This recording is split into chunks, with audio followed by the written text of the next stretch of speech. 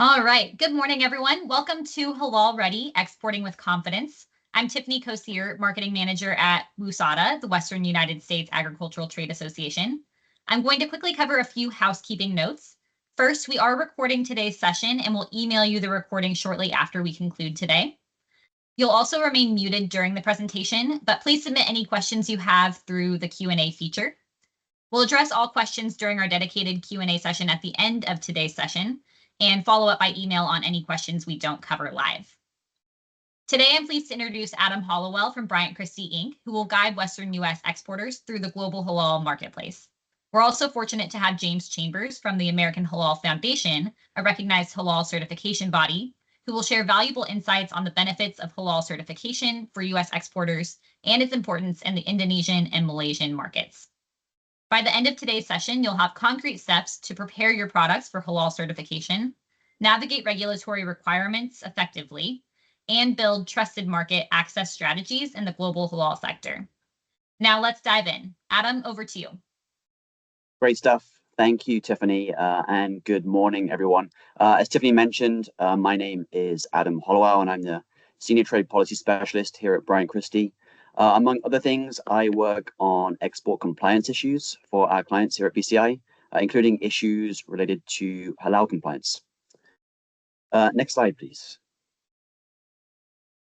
So the purpose of this presentation really is to provide you with some foundational knowledge on halal and halal compliance and to get you on the path to being halal ready. Next slide, please. Really, there are three key objectives for this session. The first is to help you understand halal, what it means, the key supply chain considerations and some of the primary actors involved in product certification. The second objective is to share some practical steps you can take to ensure export readiness from a product verification standpoint, but also from an export documentation standpoint as well. And then the third main objective is to outline some best practices to reduce export risk and ensure compliance with current and emerging halal regulation in international markets. I'll then turn things over to our guest presenter, James from the American Halal Foundation, who can provide further insight based on a real-world case study. And as Tiffany mentioned, there'll be time at the end for questions, but feel free to add any questions along the way in the chat. We'll be monitoring that as we go. Next slide, please. Okay, so objective number one, what is halal? Well, halal means permissible in Arabic, and it's a set of religious standards followed by individuals of the Islamic faith. It can be applied in a whole range of different aspects of Islamic daily life, but it's most often associated with Islamic dietary laws, indicating foods that adhere to Islamic law as defined in the Quran. The classification of a product as halal is largely determined by its ingredients and its production process, and we'll cover this more in this presentation. The first thing to know here is that there are some foods that are considered halal, i.e. those that are permissible under Islamic law, and there are also foods that are considered haram, those foods that are strictly forbidden under Islamic law. Next slide, please. Okay, so what are some of those foods? Well, if we start with haram, those that are prohibited, this includes pork and pork derivatives, alcohol, blood and blood-derived products, and meats that aren't slaughtered in accordance with halal law.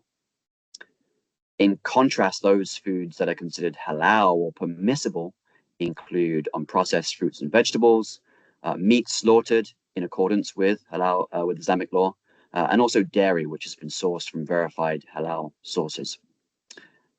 But there's also this third category of food, which is called mashbul, and this is an Islamic term that means questionable. This includes products for which the origin or the preparation method of the food is not clear, and the halal status requires verification.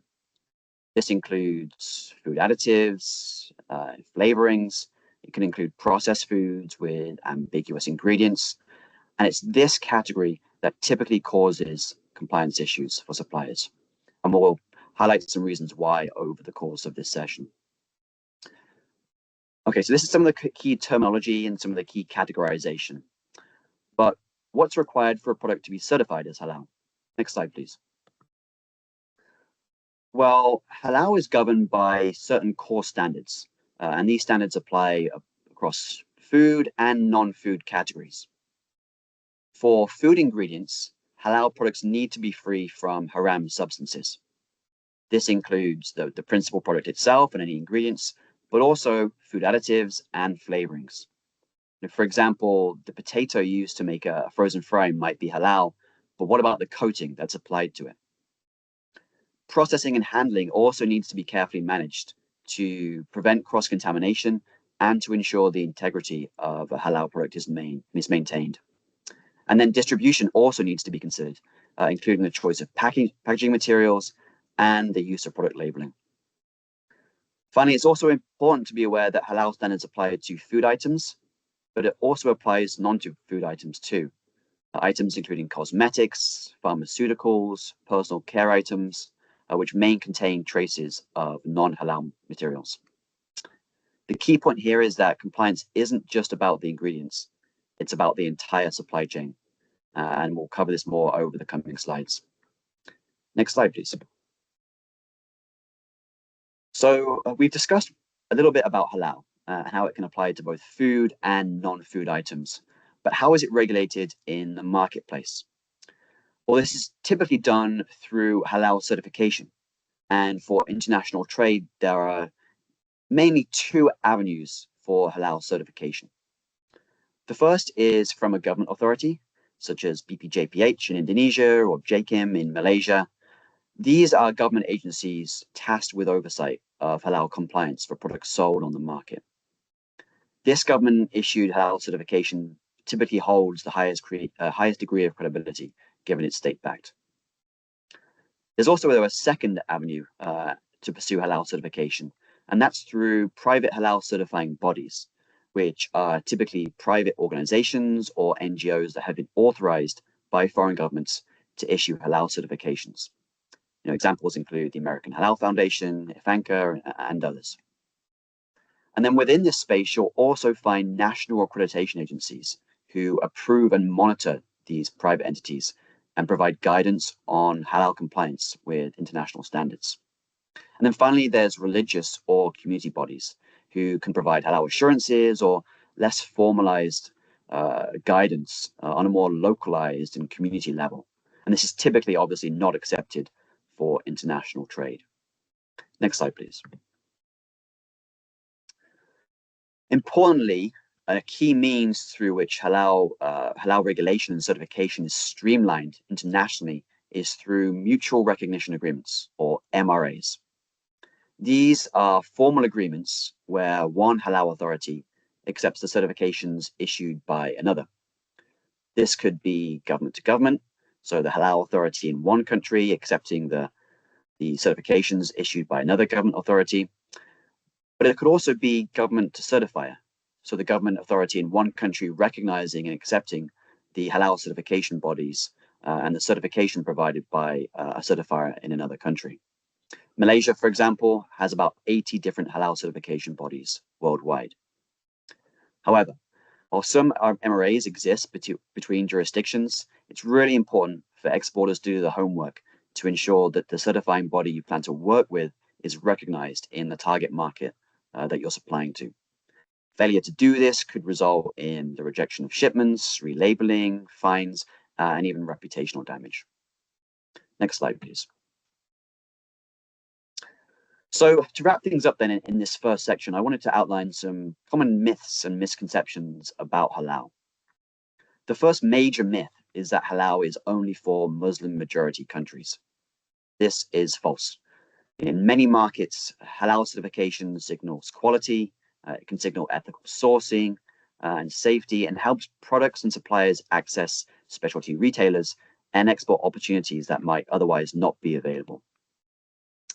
A second major misconception is that halal only applies to meat products. As we've touched on briefly, it can apply to all sorts of consumables, with fresh products and processed products, primary ingredients, imports, food additives, flavorings, and it can apply to non-food products like cosmetics and pharmaceuticals. A third misconception is that all halal certificates are equal, which is not the case. Some markets may accept a broad range of halal certifications, based on those MRAs. Other markets may have far more stringent and specific requirements. And then a fourth misconception is that halal just relates to the ingredients. Again, not the case at all. There are impacts across the supply chain for production, packaging, storage, and distribution. So in short, the halal regulation is far broader than many people assume and has wide-ranging impacts and considerations. Next slide, please. Okay, so hopefully by now you're feeling a little more informed on halal and how it's regulated through certification. Over the next few slides, I want to outline some practical considerations to ensure halal compliance. Next slide, please. So the first consideration is to make sure that you as a supplier follow the right certification pathway. And what does that mean? Well, it means choosing the right certifier for your target market, identifying the right government authority and working with a relevant certification agency that's approved in that country. It's also, as part of this process, important to consider the industry specialization of the certifier that you choose to work with, and ideally choosing one that's knowledgeable about your product and also the supply chains that you work with. Once you've identified a certifier that you want to work with, make sure you have all the product information available for review and make sure that it's maintained for any audit, both immediately or down the line. So this means making sure you have ingredients lists, production flowcharts, facility SOPs, floor plans, as much information as possible to support compliance. And obviously the certifier will help you through that process.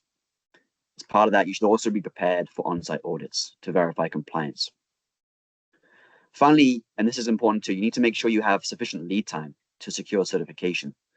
And this process isn't quick. It can take a minimum of 3 to 6 months, but even potentially even longer, and can cost anywhere from a few $1,000s for some smaller facilities to over $10,000 for larger facilities.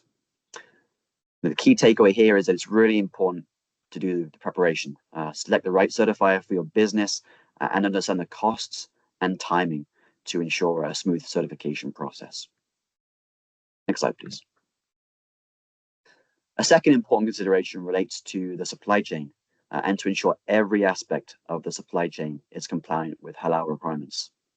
So this means ensuring that the raw materials are halal compliant and making sure that you have traceback systems are in place.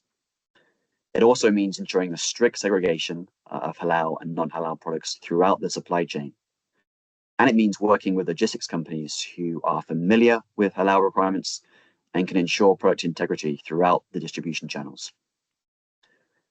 It also means keeping detailed records of procurement, audits, certification, and ensuring alignment between the documentation you collect and the requirements of the target market. Again, and just to underscore this, securing halal certification is not a one and done affair. It's an ongoing process to ensure compliance across your supply chains. Next slide, please.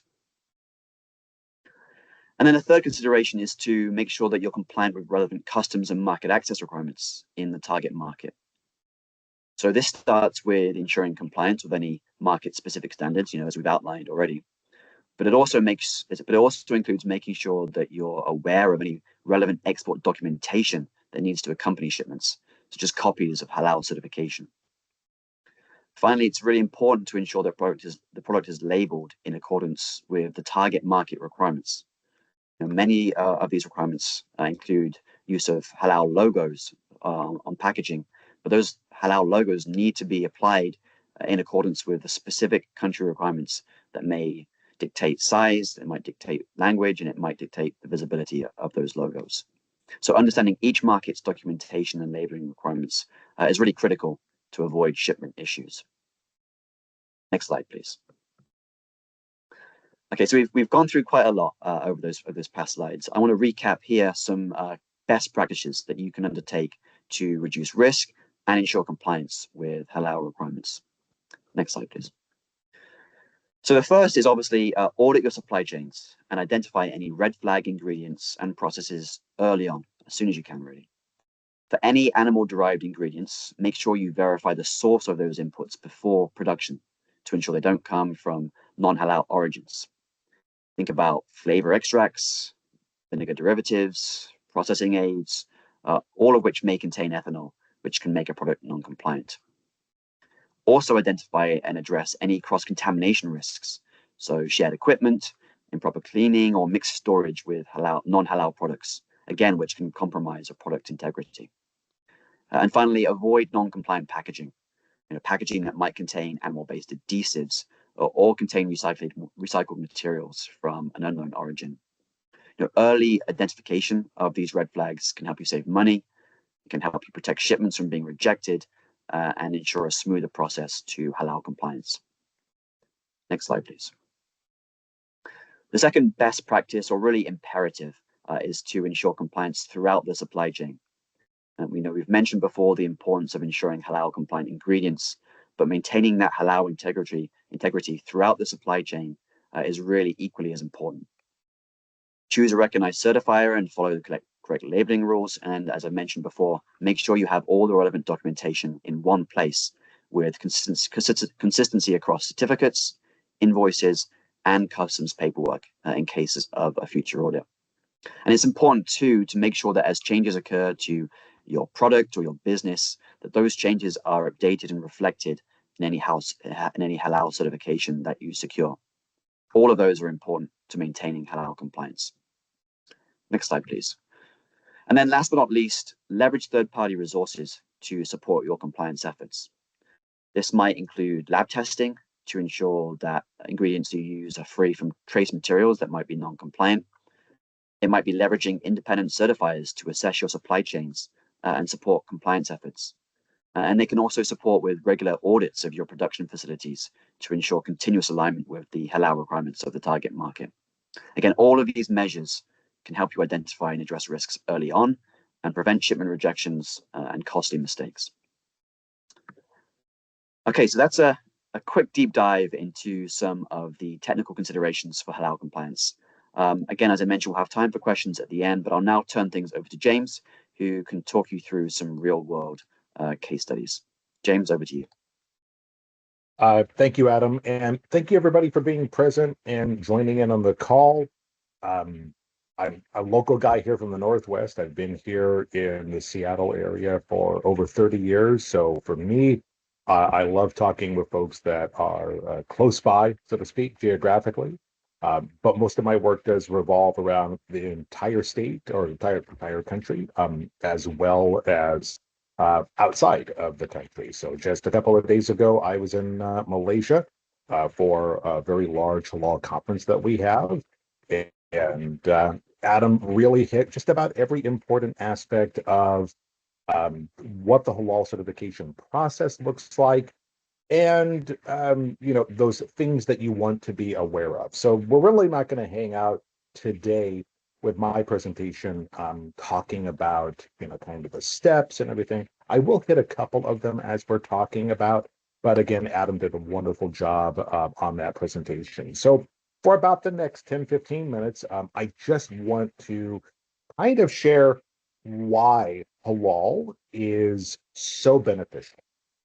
What's the point of hopping on this call to just be told there's a whole bunch of new rules and regulations you got to go follow and new standards for this country and labeling and all that stuff? There's got to be a payoff for it, right? Well, there is. So when we talk about those payoffs, we always talk about money, right? So Adam really dove into that spot of what is halal certification, but why it matters. And for a lot of folks that I work with, and when I do audits, especially in areas of the country that are not large cities, I'll go and ask a question. Hey, what's the largest Muslim population country in the world? And either I get answers like, well, maybe it's America, which is incorrect, or maybe they'll say Saudi Arabia or Iran, or they'll say some country that they have a perception of, well, this is where the Muslims are at. And yes, there are certainly a lot of Muslims in the Middle East, but the largest Muslim population, and it's also the fourth largest country, is Indonesia. There's almost 300 million people in Indonesia, and about 275 million of them identify as Muslim. It's a substantial population. The other part of it is that, worldwide, about 1 in 4 people identify as being Muslim. Now, their level of observance is going to, go up and down, just as you have with any religion. But please understand that these governments that are in place typically are very conservative, especially when it comes to halal certification and making sure that the things that are coming into the country are halal certified. But even if a Muslim maybe doesn't practice, or they practice just a little bit, understand that that government is really going to hold the line on making sure that those products meet the standards and are able to come into their respective country. But long term, as we look at many parts of the world that are kind of facing a bit of a demographic collapse, whether it's Italy or Germany or China or Korea or Japan, we have lots of parts of the world where the populations are getting older and shrinking. It is the youth. It is these Muslim countries that are getting bigger. They're growing faster. So, I'm sure I'll be long in the grave by the end of this century, but we will see those numbers increase a lot, right? So, what I really want to do is just kind of talk a little bit more about America in the Muslim world. And a lot of folks that I work with, they are shocked when I tell them that, well, if you go to the Middle East, there's over 400 McDonald's branches and locations throughout the entire Gulf area. Or if I were to go and say, except for Chick-fil-A, I can take you into any major mall in Malaysia and we can find every single one of these items, and they're busy and they're popular, and folks really love American brands. They truly do. If there was a tiny little marketing takeaway that I would give to everybody that's here, I would say proudly on your packaging, on the back, wherever you want to, put proudly made in the USA. People appreciate American products in the Muslim world because they see American products as higher quality, better quality. And hey, we already know it's good stuff. Don't hesitate to advertise and share that with your international consumers. Okay, so numbers. So, unfortunately, I didn't have quite the time to do a full breakdown on like every single market that's there.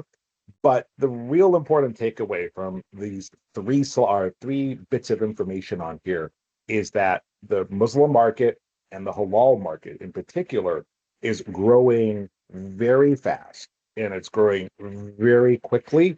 And we do not see anything slowing it down. In fact, with new rules and regulations that are coming in place, not just in Indonesia and Malaysia, but within a very short period of time, Saudi Arabia, Singapore, UAE, we see lots of new and more comprehensive halal import rules coming into play because of just the rules and regulations, even past consumer changes and demands.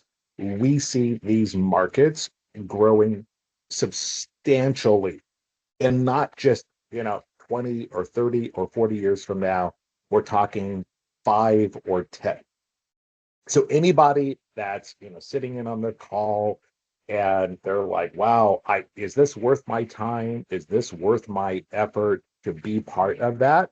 The way that I would approach it is say, hey, do you appreciate having growth with your products? And this can be food, beverage, personal care. It can be raw materials, things that are not finished products. If this is something where you're like, hey, I want to be part of growth for my company, halal is an amazing area to think about and place some focus on. So again, we had a little bit of a dip, but that was kind of more for some regulatory items. But Indonesia America shipping products to Indonesia. They are the 4th largest exporter that's there of agricultural products. But when we look at kind of the overall side, we see these finished goods that are coming in again to be of a very high demand. And we anticipate, because of some regulatory rules and requirements that are coming into place in October of 2026, we will expect and anticipate these exports to skyrocket across all areas. Again, food, beverage, personal care, raw materials, finished materials, anything where the Indonesian government says you need to have this product halal certified to come into the country.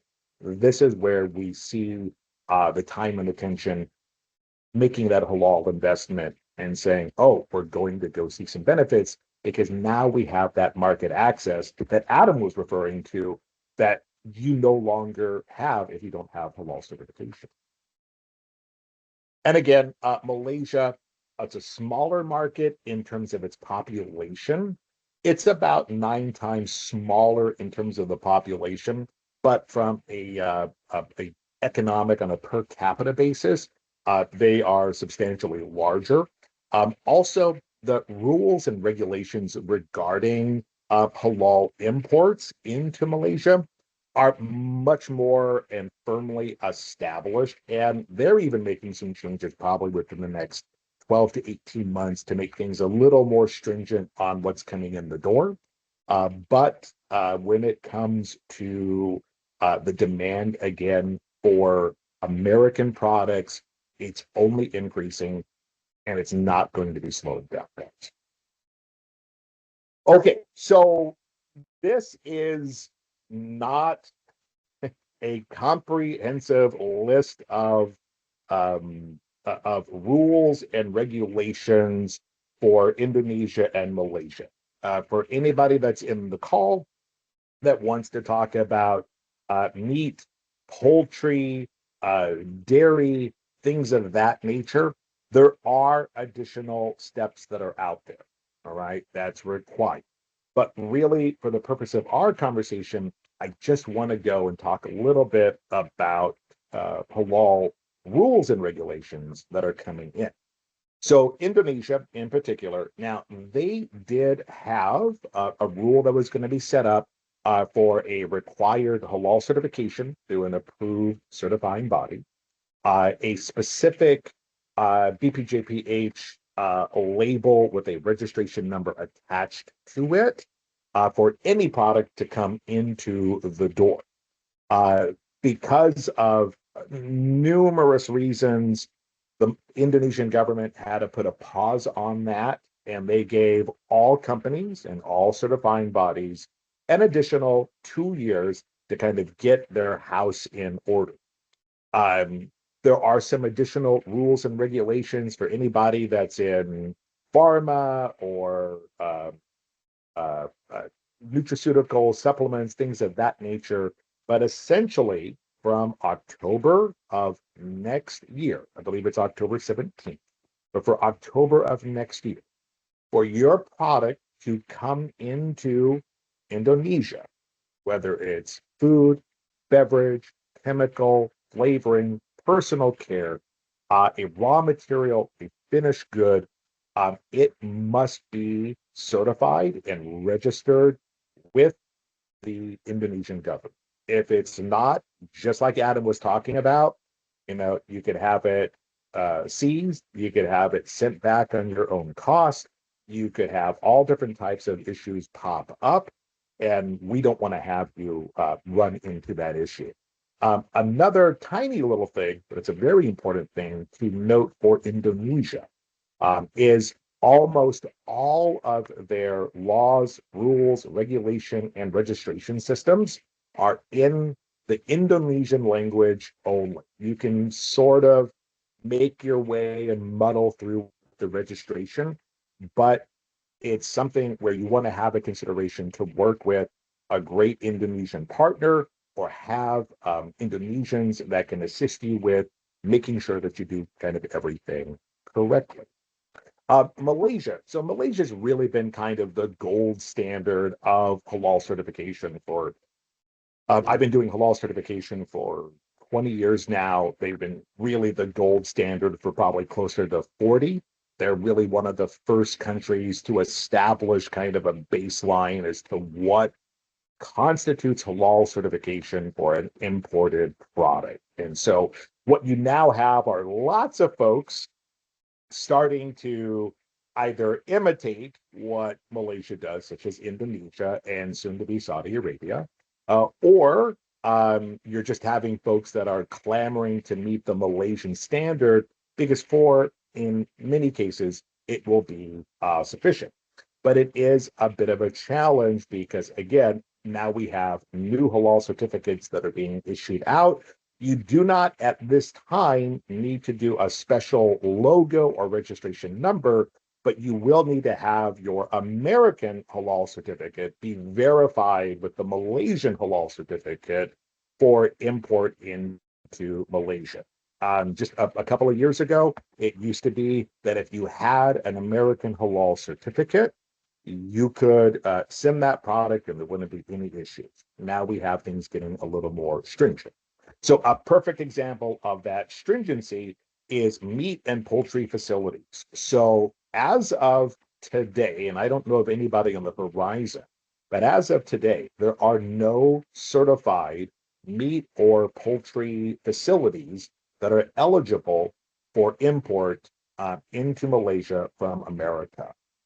There's a number of different reasons. I could talk for hours about what the challenges are that are there, but for anybody who's dealing with meat, poultry, or meat byproducts, whether it's like animal casing or something of that nature, like you're doing beef bacon or whatever the case might be, understand that it's a kind of a long process, but for those of you willing to kind of go down that path that's in this field, it is a very lucrative opportunity.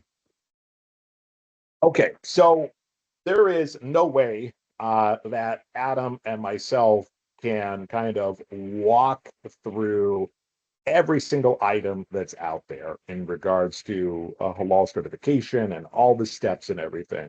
And so, you've got the great folks over at Bryant Christie over on our side at AHF, but any American certifier, they will do a great job of being your guide. And that's really what it comes down to. For most of you here on the call, you probably don't have a lot of direct background with halal. If you do, great, thumbs up to you. If you don't, that's absolutely fine. That's my job, is to help be your guide. I'm not the halal police. I'm not there sitting out writing police tickets to you for your violations. I'm here to go and say, hey, you've got some challenges. We got to figure them out. So I'm going to toot my horn just for a quick second. The last 2 weeks, I've been doing Oberto meats. I'm sure everybody knows, if you're on the West Coast or in Washington State, you all know Oberto. And we are doing a halal beef project for them. And just as Adam alluded to, it's not just the beef and the ingredients, it's literally the scrutiny of every single aspect that's there of the supply chain, from the product coming in and where it is coming in, how it's handled, how it's cleaned, all of those steps that are there. And when I went through and sat with their executive team, I literally started out the conversation with the one thing I underlined. Halal is trust. Think of halal as the absolute Apple fanboy. But instead of going and buying a brand new phone or an iPad once a year, every September or October when the new one comes out, imagine that your product is trusted so much that every week your consumer is looking for that product because you've established that trust with them. So when I'm sitting here talking to them about, how we have to clean certain things in a certain way, how we have to segregate things, how we have to treat everything as an allergen, if you will. This is the analogy that I use, but we're not talking about a physical allergen like a tree nut or soy or something. We're talking about a spiritual allergen, something that hurts me as a Muslim. And Adam went through that list with the greens and the yellows and the reds of the things you want to be aware of and you want to avoid. And we are avoiding these things, or we're questioning these things because we want to trust, right, that what we're consuming or using is halal so that our spirit is not impacted. Now, the good news is that the vast majority, even though I don't know any of your companies out there, I don't know have your background, your names or anything, I will say that the vast majority of the folks that are here and businesses that are in America, with the exclusion of meat processors, we got some extra work for you guys to do. But the vast majority of the products that you have are already halal. We just have to sit with you and go through any type of a risk that we want to deal with, any type of a regulatory issue that we need to deal with. And the good news is that for anybody here that's on these calls, if you have food safety certifications like SQF, if you have things like your gluten-free, your organic, nut-free certifications. If you have these things, then you already know how to segregate. And if we do have an issue where we're running into a challenge and there is pork somewhere, or there's a non-halal meat somewhere, or there's a beverage ethanol that we need to be aware about, because you already know how to clean your facility and your last SQF score was like a 98, or you've got a gluten-free or a nut-free certification somewhere, you already know what you're looking for and how to deal with those allergens that are out. This is my last part. So I would just say in closing, and I apologize for going a couple minutes over here. I will just say in closing to everyone, we'll do our best to answer whatever questions that we have. We might not be able to go in the very, very specific minutia of each and every requirement that's out there. But let me just reiterate kind of that kind of overarching theme that's there. We are here. I can't. I will assume that Adam and his colleagues will be in the same category, but we are here to be your guides. It can sound incredibly overwhelming, and when I meet customers and I meet our clients for the first time, but especially coming in as an auditor role, there's a lot of times there's confusion or apprehension, or they're just walking around and they just don't know what to do. Guys, don't worry. We're here to help. We're here to be your guide. And, we're here to make this process as easy as possible for you, just so you can go and step into an amazing and guaranteed to continue growing market. So anybody that's listening, anybody that sees this recording later on, if you're sitting on the fence and say, I don't know, is it worth our time and effort? Please engage with organizations like us. You don't have to engage with us. Reach out to any halal certifier you want to. This isn't a sales pitch on my part. Reach out to Brian Christie. Reach out to the folks that are here, and have those discussions with them and make great choices. But I tell you in all sincerity, as a halal fanboy, if you will, it's a great effort. It will definitely pay off for you guys. So with that being said, I'm good on my end. I apologize for going over a couple minutes, but thank you guys for having me.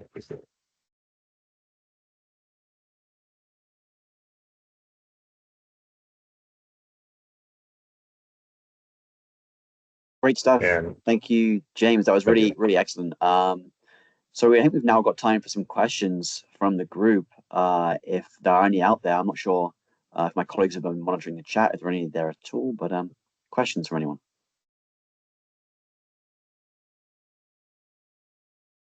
Definitely, just to confirm, folks are unmuted on their end if they want to ask any questions. Yes, I believe people can come off mute if they have any questions. I haven't seen anything come through in the chat yet.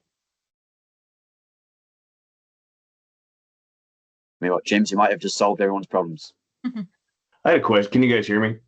Yes, Yeah. we can. James is Shane Atwood, by the way. You know one of our companies in the meeting. So Shane is somebody that we've worked with for a number of years. So welcome. Thank you for joining. I didn't know you slid in, but I was wondering That's about okay. in addition to halal compliance, I don't have any experience with any additional export. Like I know Saudi has an EV program that's really beyond the scope of halal. And so with these different countries that you're talking about importing into, I mean, I don't really feel like I have a good understanding yet of how much of it is strictly halal compliance and how much is in addition to halal compliance with a lot of these countries. I know the Meat Export Federation has some resources in that, but I don't know a whole lot more beyond that. Understood. So that's a great question. And please, from my other colleagues, feel free to hop in. So the way that I would kind of look at it is you will have every one of these countries that's out there. So, as an example, with Saudi Arabia, there's actually 3 different compliance groups that are out there, especially when it comes to meat. And so you have to kind of deal with whatever those folks are talking about. It might be a Ministry of Agriculture, kind of like our USDA, but you might also have something like the Saudi Food and Drug Administration. Mm-hmm. And those are the folks that are not necessarily focused on halal certification. They're more interested in keeping out, E. coli, or they're worrying about mad cow disease, things of that nature. And so that's why you'll see these EV programs or, limits in regards to age or the types of cuts that are allowed. It can be, any number of different categories that are there. So as you kind of walk through the path, just understand, for Shane and anybody else that's there, please understand that you'll have that halal component, and then you may or may not have that other government component as a piece to it, but understand that, you're going to have to walk both of those tightropes.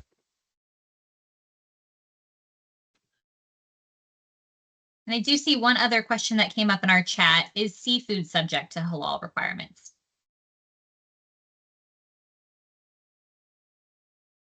So that's a great question. So seafood is, and Adam alluded to this a little bit within his presentation. So just as you have within, say, like Christianity, you've got, Protestants and Lutherans and Episcopalians, and you have different schools. For the most part, in Islam, we have 4 major schools of thought. And one of the schools of thought does not allow things that are what we would say kosher. So in other words, for a kosher requirement, you would need to have something that has scales, fins, and a tail. And if it doesn't have that, then within what's called the Hanafi school of thought, they will not accept it. Now, here's the important part. That does not say that it's haram and it's not acceptable. It just says this isn't something that we had described to us in Islam. So crabs and shrimp and things of that nature, we will not consume them. But when it comes to certification, all of those items are absolutely fine. If they come out of the water, we can consider them to be a halal product. And I work with a number of different fisheries and their boats, both here in Seattle, down at the port, as over at the ferry terminal area, as well as in Louisiana, where we have folks that are pulling shrimp out of the Gulf. They're all considered to be halal and halal certified. By the way, Indonesia, Malaysia, Singapore, all those parts of the world, they absolutely love seafood. They will try to take you to every seafood restaurant they can possibly. And Shane, to answer your question, yes, everybody else is fine with whatever comes out of the water. So you want to go and eat a jellyfish. I don't know why you'd want to eat a jellyfish, but you want to eat a jellyfish, you go right on ahead. Pull it out. You're welcome. I know we couldn't have possibly answered all the questions on halal. Maybe we did, James. I don't know. Any other questions from the group? I actually have another one on the packaging requirements for the meat, because that seems to be the hardest thing to get information about, at least in our case. And we're doing halal meat, and then everything else is vegan, plant-based ingredients. The only other enzyme concern is brown sugar occasionally, but for the most part, we're pretty straightforward. But in terms of finding packaging, that's where I found it's harder to try to find documentation on a halal standards for packaging from, we're talking cryovac seals, occasionally food safe inserts, many things of that nature, I don't know if you have any recommendations on supply chain for that. So, unfortunately, I don't specifically have folks that are certified that are not certified, but that would be able to like be that specific.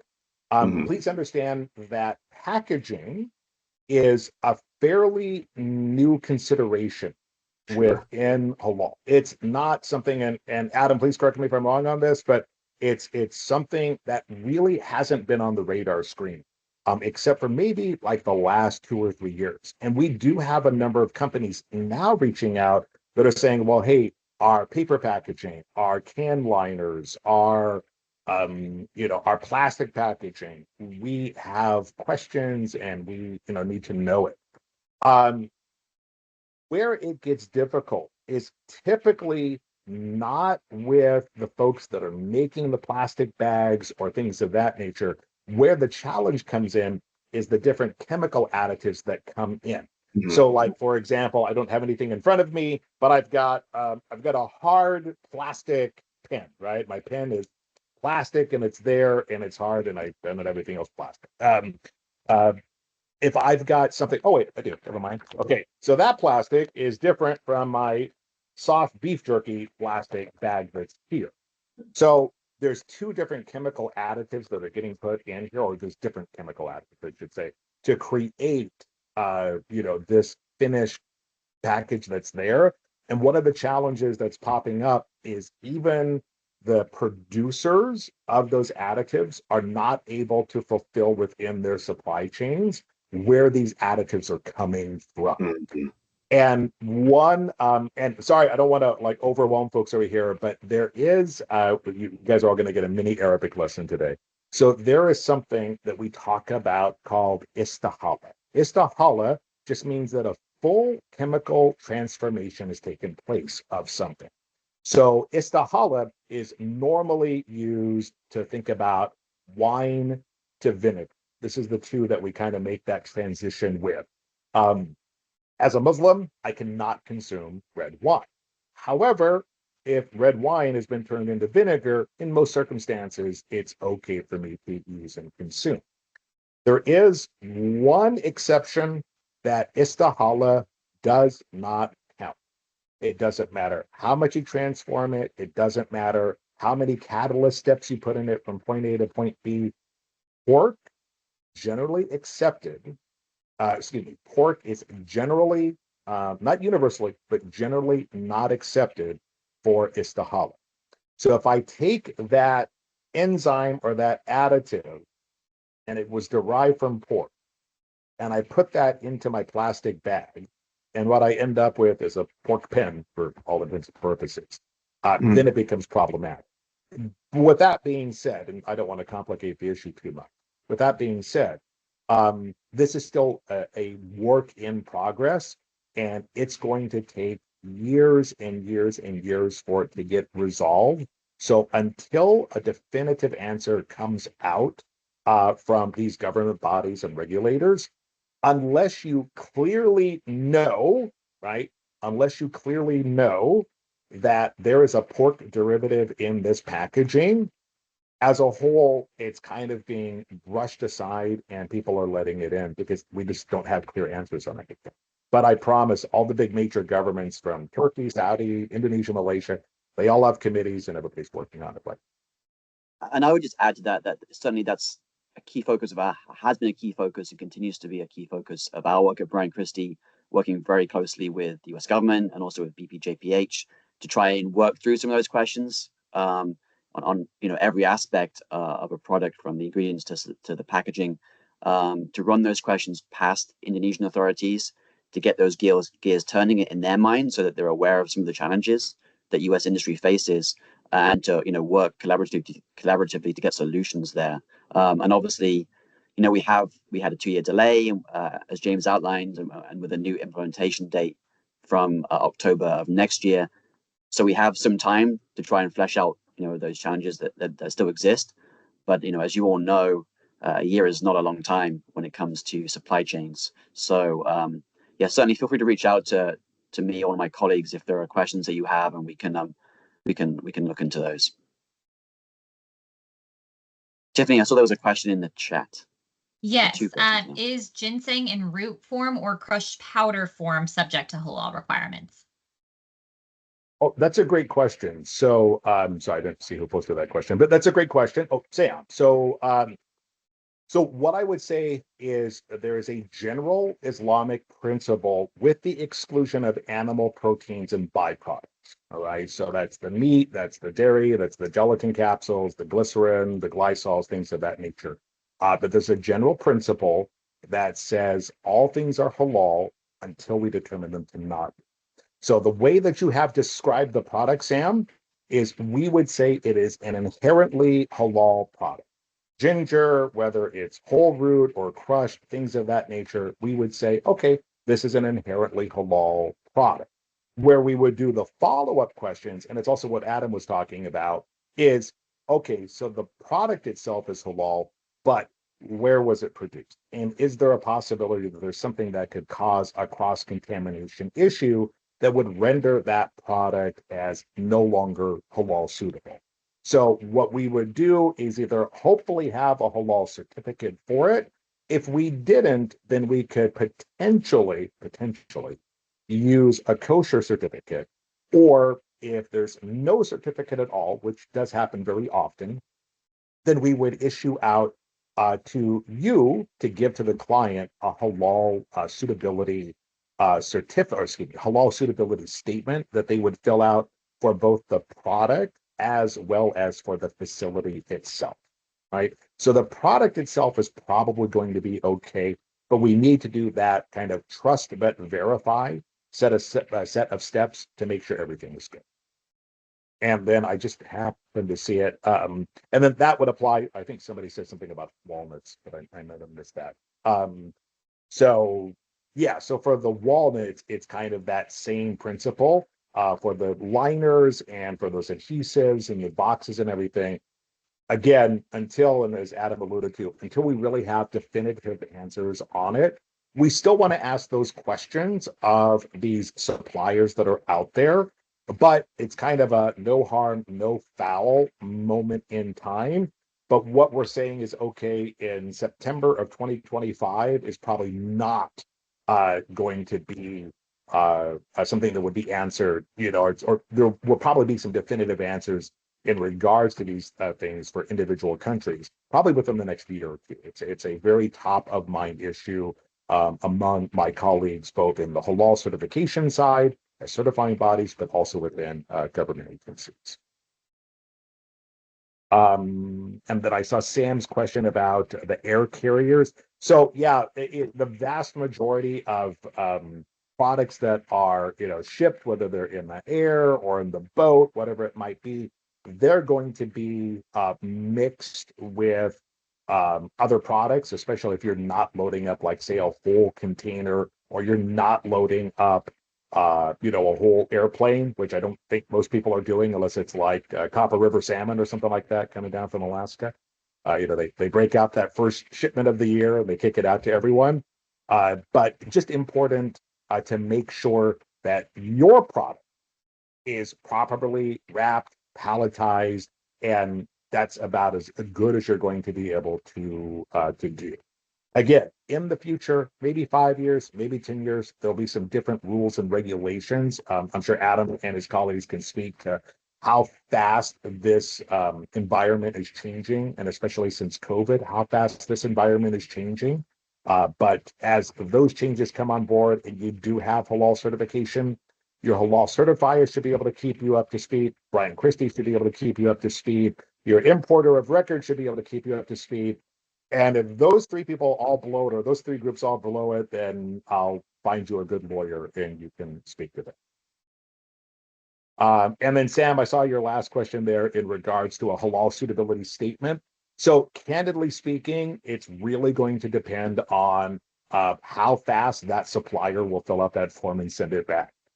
Some folks have halal suitability statements on record, and if you send out a form, they'll send you back a statement. Other folks will respond in a day or two. I've seen halal suitability statements take a couple of months, but typically those are very large corporations that before they answer a form where they're making a declaration or statement, they run it through their legal department for quite a long time before they can put an answer out there.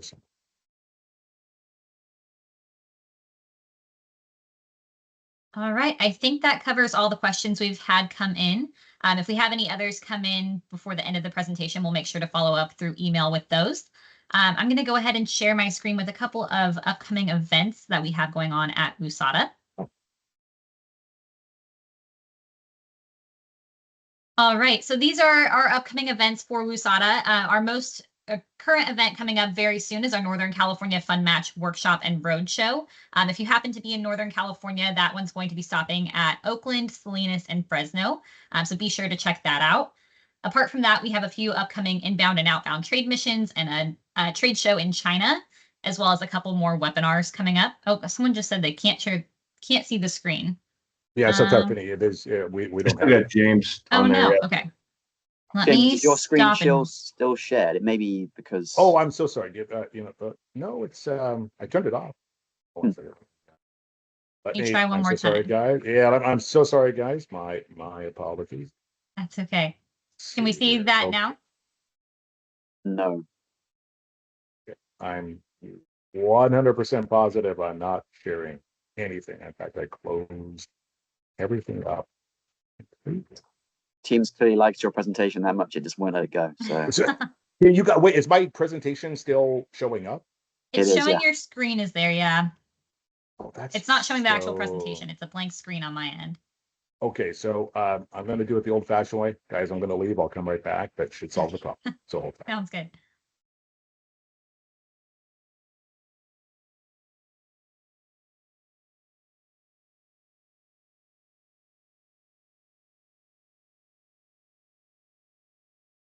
Okay, is the screen shared now?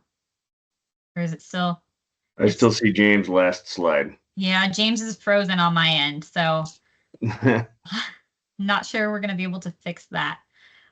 Well, we do have our events on a calendar on the WUSADA website, so you can always reference our website for upcoming events. I don't know if we're going to be able to get them up on the screen, but feel free to check out our website with all the upcoming events we have. Like I mentioned, our Northern California Fun Match Workshop and Roadshow is the one coming up next, September 23rd to 25th. So if you're in Northern California, go ahead and check that out. A couple other events I wanted to quickly touch on. We have, I believe, 3 booths left for FoodX in Japan. So if you are interested in that trade show, early bird pricing ends today. So be sure to take a look at that if you are interested in FoodX. And we have only 2 booths remaining for our pavilion at Gulf Food. So that's another one that's almost sold out. So be sure to jump on that if you are interested in Gulf Food. Apart from that, following today's webinar, you'll receive a brief survey in your inbox. Your feedback is really crucial for us. It helps us to improve and secure continued funding for these programs. We'd greatly appreciate you taking a moment to complete that survey. Also, remember, you can schedule a complimentary 30-minute consultation with Bryant Christie to discuss any specific halal export needs and questions that you may have. Thank you for joining us today, and thank you to Adam and James for your presentations. We'll send a follow-up email with the recording of this webinar and additional resources shortly. Have a great day, and we look forward to supporting your halal export journey. Thanks, everyone.